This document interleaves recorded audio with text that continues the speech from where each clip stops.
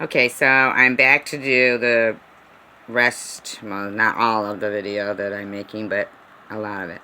The reason why I'm using my animals is because I don't have any makeup on, so when I look a little better, I'll use myself as the narrator picture. Anyway, so when we last talked was the end of that video stopped in the middle of Jason Mulland. Now, he was the one who had just recently applied to be an officer of the law in California.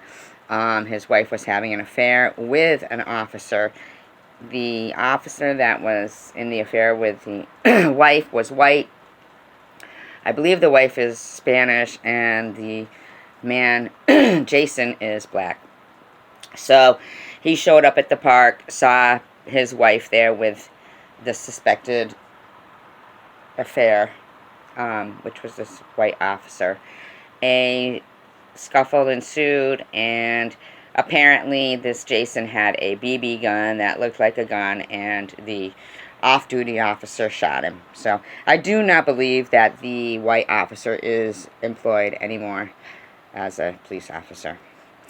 So the second case is John Marcel Allen. Now, this is a little bit of a tragic case. Now, I don't know how old, I'm sorry, I do know how old he is. He is 54. I do not know his race. I could not find a picture for some reason. This happened in Nevada. Remember, all of these are March of 2015. What happened was, I guess, someone had committed suicide by throwing themselves in front of a bus that he was operating. So, you know, it was a breakdown of events that happened. His wife of many years died suddenly. Then he had really suffered from the guy throwing himself in front of the bus. And so he got remarried. He was only remarried for 6 weeks, and the woman said she was leaving him. So then he got evicted. So, you know, there was a series of events. So he was in a suicidal way, and basically, he did brandish a gun at the police. The police were called because a man was, you know, had a gun. And when they got there, he fired a pistol.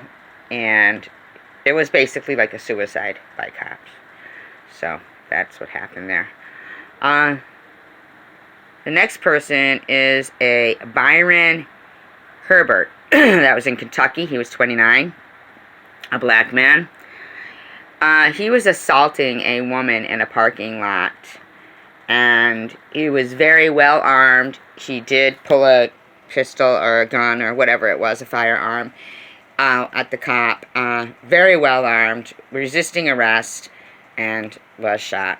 Justifiably, I think. I guess he was choking the woman and everything in the parking lot of Kroger's. That happened in Kentucky. Next person, this is an interesting story, is Robert Rooker.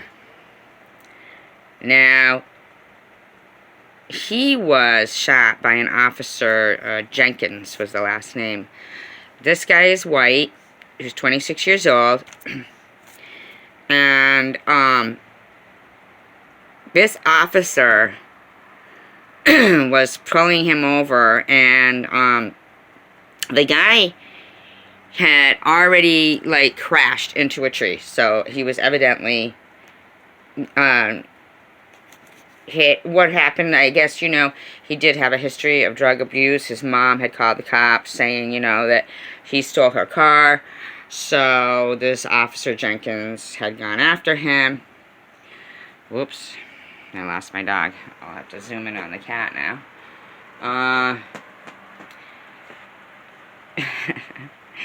Neither one of them are very good models at this point, because Tucker is asleep. So this Jenkins guy, he decided to shoot through the windshield of the car, the Rooker's mother's car, 9 times, 7 shots, hit Robert Rooker. Now, the thing with this guy is that although he was not charged for what he did to Robert Rooker, a few months later, he was drunk and he was showing his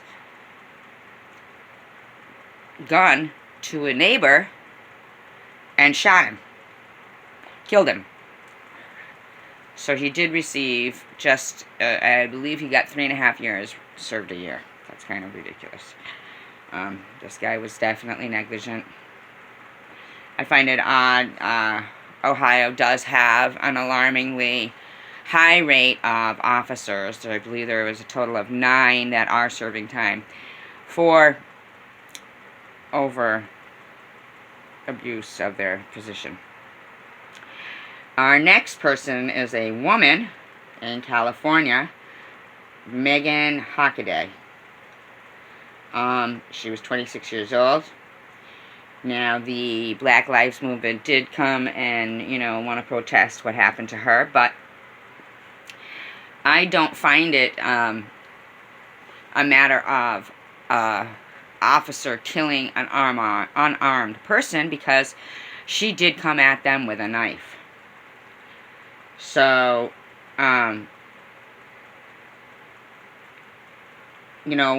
the boyfriend who called the cops on her initially is an activist. So, the story changed multiple times. At one point, the officer shot her, immediately as soon as the door opened.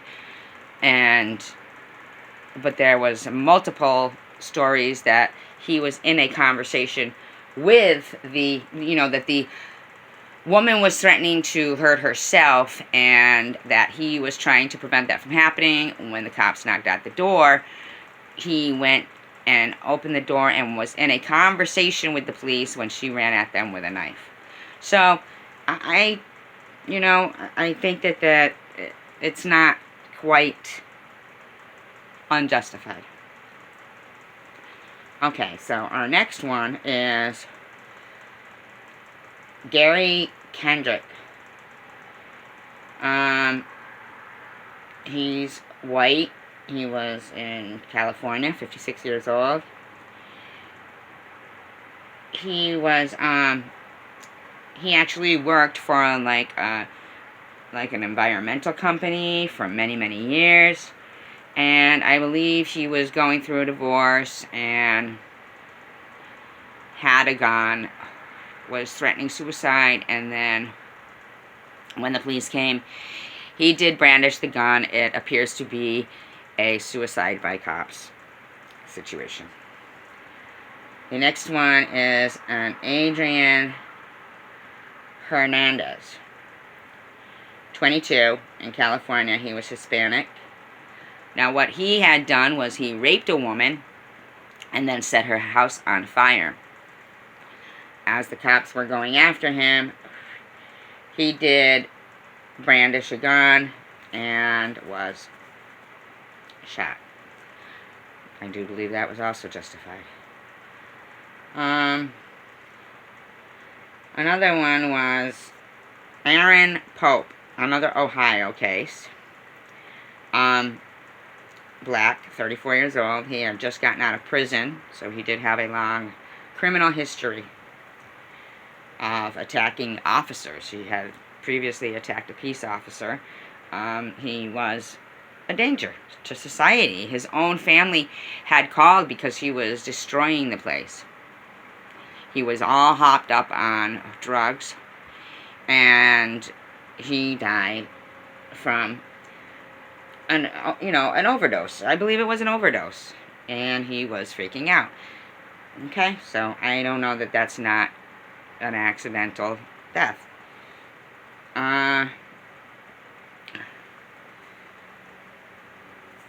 Now, the next one is Harvey Oates.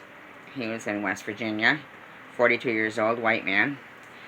He was distraught, and so someone called the police and said that he had a gun, which turned out not to be true. So when the police pulled him over,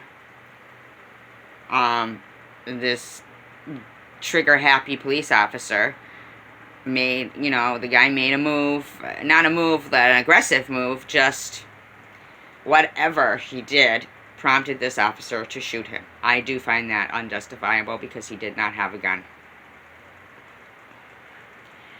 Now there's another one. This is a Jamelia Hall in Florida, 39-year-old black man. This is another one that became something that was of an activist cause. But the way that they portray him in these stories about him put him as no criminal history, as if he's an innocent, but he isn't. He had just murdered his wife. We'll just go on the fan for a minute and then this is over. He had just murdered his wife, slashed her throat. The cops were going after him. His sister claims that she was turning him in, but she was not. She actually, for some reason, I don't believe she was turning him in because he was laying down in her van and there was a knife back there. So the officers shot him. So, that is a questionable one, but he was far from innocent. Okay? That is the end of today's episode. I have more research to do, and I will get back to you. Thank you. Have a great day. Bye.